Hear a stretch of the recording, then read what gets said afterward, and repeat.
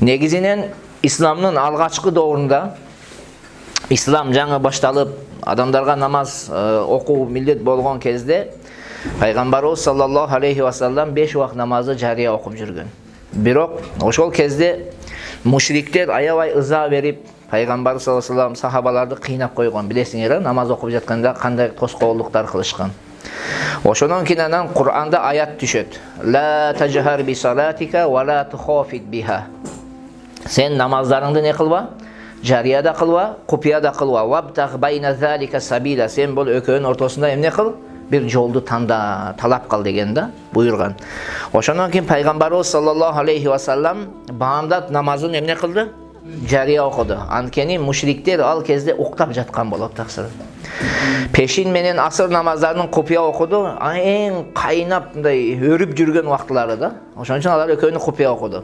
Шам менен куптан намаздарын жария окуду. Шам намазында алар эмне менен алек? Жеш, ичиш, тамак аш менен алек болот. Ал эми куптан намазында өзү аты куптан деген сөз айтып тургандай аты укташат. Түшүңүздөр, ошон үчүн пайгамбар ушундай тандады. Ал эми айт намаздары, жума намаздары себеби булар ислам күч алып, жанагы Мадинага баргандан кийин анан бул амалдар не болгон? Милдет болгон. Түшүңүздөр, ошон үчүн буларды жария окуган.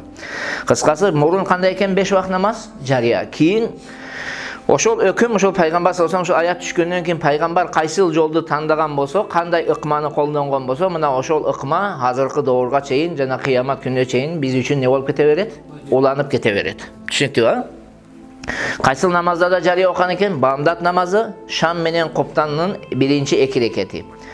Ва юхфил кираата фима ба'дал улайайни. Birinci 2 reketten keyinki reketlerде. Başkaça aytkanda 3-cü, 4-cü rekette imam kıraatı kupiya kılat. Eğer de Şam namazında, kuptan namazında 3-cü, 4-cü reketlerde cariya okuyturgan bolsa, bir ayat cariya okusa жаңылуу саждасы millet bolot. Düşünüңүздөр, bir ayat үнүңүздү чыгарып окуп койсоңуз кокустан, эмне болот экен? Жаңылуу саждасы millet болот. Ошол үчүн азыр мына жерде кайсыл нерсени жария десе, ошол жария окулат, кайсыл нерсени купия десе, ал не окулуш керек? Купия. Эми байкап турганыңыздардай, бул жерде 3 убак намаз тууралуу гана кеп кылды. Бамдат, шам, куптан. Пешин менен асырды атадыбы? Жок. Андыктан пешин менен асыр кандай окулат? Купия окулат. Айт намаз, таравих намаз, немелер бардыгы эмне окулат? Жума намаз, булар бардыгы жария окулат. Түшүнүктүбү? Нафыл намаздар тууралуу күндүзгүлөрүн купия окуйбуз, түнкүлөрүн жария окусаң да эмне боло берет, купия окусаң да боло берет, эркиң бар.